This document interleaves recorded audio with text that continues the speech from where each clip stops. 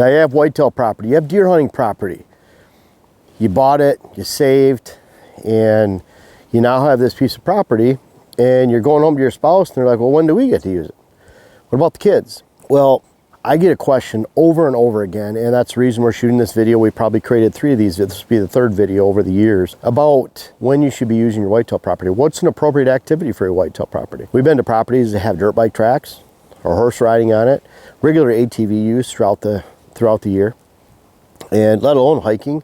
And we came out to this food plot right here because even here, you see we had a burn party over here where we lit this thing up. We actually got a fire permit from local fire chief and went through the legal process, and we had a good time during the winter time having a burn party. And we're gonna later push this out, make this part food plot space. I don't know if you can see it, but there's a grill behind me. We had a grill out here. We actually grilled some hot dogs and brats while we were out here, and we had a good time. Back in this corner right here, I shot a turkey with Dylan last year. We just shot a turkey this morning down in that corner about 500 yards from here. We're out here turkey hunting. We're grilling in the off season. We're enjoying the land. We have a good time out here, let alone coming out here to make food plots and do what we do. We made rabbit houses over here this winter, cut more timber down and trees. We planted switchgrass. I have to come in here and maintain the switchgrass. We have an entire strategy built around here, and this is one of our most important food plots on the property. They're all important, but this is a fun one. It's close to the house. We can slip in and out of this without spooking deer. We now have 30 feet of switchgrass on the top side of this, 20 feet on the side, 6 to 8 feet all around it. That'll be 6, 7 feet high this year. And we're doing that so we can secure what goes on here. The deer feel safe in here, and we can slip in and out of the redneck behind me and have some incredible hunts. Even into early January, we had 7-4 and jam 4, both 5, 6-year-old bucks right around there. They're traveling together during the daylight out here. They feel comfortable. We had some great sits out here. We watched 45, who's a 4-year-old buck. Had a lot of fun. We expect this to produce. Just right over here on a water hole, about 70 yards away. I shot and one last year, beautiful buck. And if we didn't have this food plot, if they weren't coming in and out of this during the daylight, then certainly those deer down there don't feel comfortable. But we're using the property for rides. We have the tracks on our Ranger, so we can go in and out of the valleys all winter long. Of course, making the rabbit houses. We go through tours on the land. We're having a charity event here June 11th for Camp Kicking Bear. Make sure you check out that for further details. We raise money. Every dime that we raise for there goes to Kicking Bear and to the charity. We make nothing on that. And we actually have 50 people. We had 50 last year that came for the Habitat Day. It'll be $300.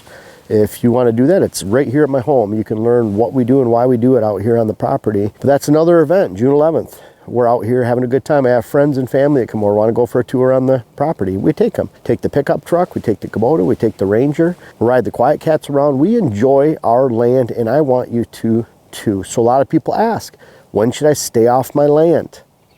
When should I not use the land? I'll tell you that in a second. I don't leave you hanging, but think about it. A good whitetail parcel, the mature bucks that are on your land shouldn't largely be coming on here until mid-September to mid-October in the annual whitetail shift. That's when they should be coming onto your property. Where deer are at during the summertime in the form of mature bucks, older bucks, where they're at during the summertime is typically not where they're at during the fall. In fact, it's usually about 1.5 miles difference on average. It's interesting, that's how far a yearling buck disperses. There's a lot of thought and thinking that maybe those bucks that are forced out of the herd by their mothers and the female social pressure, the average dispersal rate's about 1.5 miles. It's pretty interesting that you see that difference during the summertime. You always wonder, where do those bucks go? Well, they go to their fall range. You want your property to be the fall range. So what you're doing out here if the season ends January 1st, what you do the rest of January, February, March, April, May, if the season starts September 15th, what you do all the way till about August 15th, 3rd week of August, end of August, you're not going to have any bearing on what happens during the bulk of the hunting season. So do whatever you want on your land. People say, when should I stay off my property? I say 3, 4 weeks, 2 weeks before the bow season begins. Then you're going out there to retrieve a deer. I do that after dark. I'm sneaking around my property when I hunt.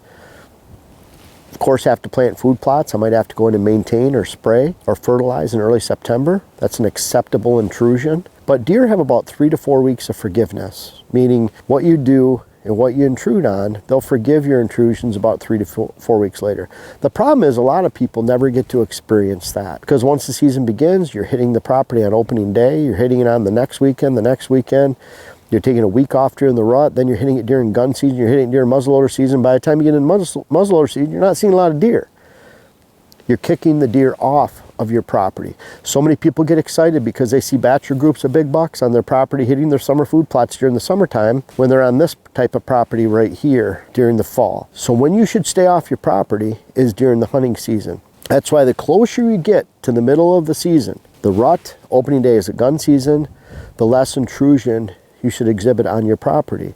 That means if you're taking does, for example, you need to shoot does, the worst time you could do so is opening day of gun season, unless you already have a buck on the ground that you need to go retrieve. The bucks are the lowest hole in the bucket.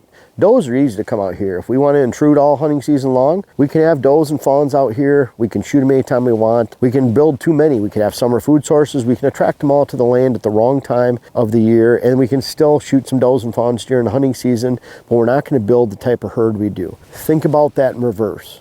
Think about having fun in the off season, enjoying your land, enjoying the investment, letting the whole family enjoy it. People say, what about, I have grandkids and kids, they want to use my land, they want to ride ATVs on it during the summertime. They're almost looking for me to tell them, oh, no, you shouldn't do that. So they go back to their spouse and say, hey, honey, we shouldn't be doing this during the season. It's going to ruin. Jeff said so. I'm not telling you that.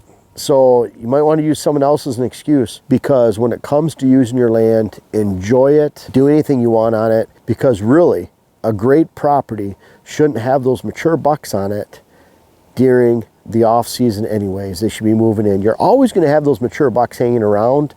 I like scouting hunting locations. I like putting my mock scrapes by tree stand locations, areas I expect to kill them in the fall. Where they move during the summer has little bearing on how your hunting season is going to go. Don't be that person that wants to have all those deer during the summertime and stays off their land only to over-intrude your land during the hunting season. Again, when should you stay off your land? Maybe 2 to 3 weeks before the season begins, 4 weeks. During the season, be very careful. Measure your intrusions, your weekend intrusions by the feedback you're getting from your trail cameras. You have a big weekend of hunting. The cameras will tell you that. All of a sudden the deer disappear. Look, be very critical. Be a very critical thinker of yourself, to where I was out hunting last weekend, and you can even notice that during the summertime. You might have a big buck that's on your property. He's been there for 3 weeks.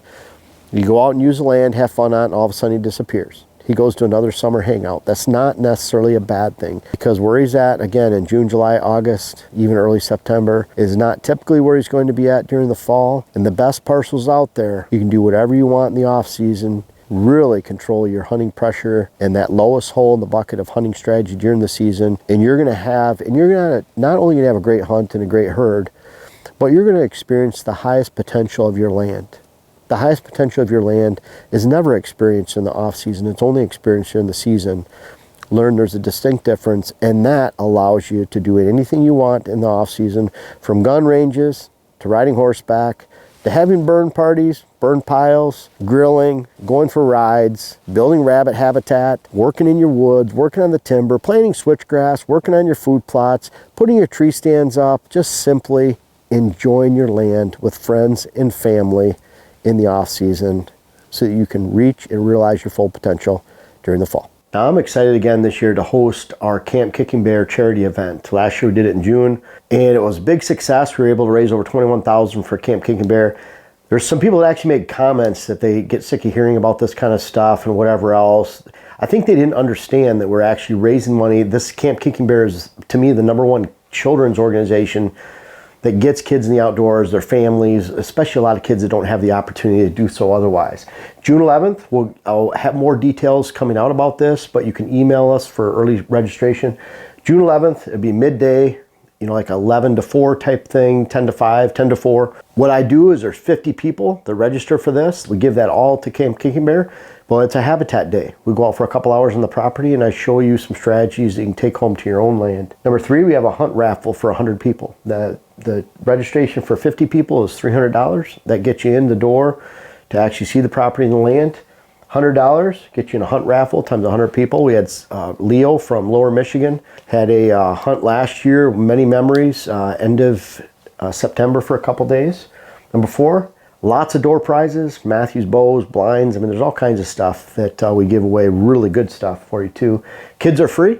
I think we had about 25, 30 kids last year. All proceeds, again, go to Kicking Bear. Every dollar, every dime we raise goes to Kicking Bear.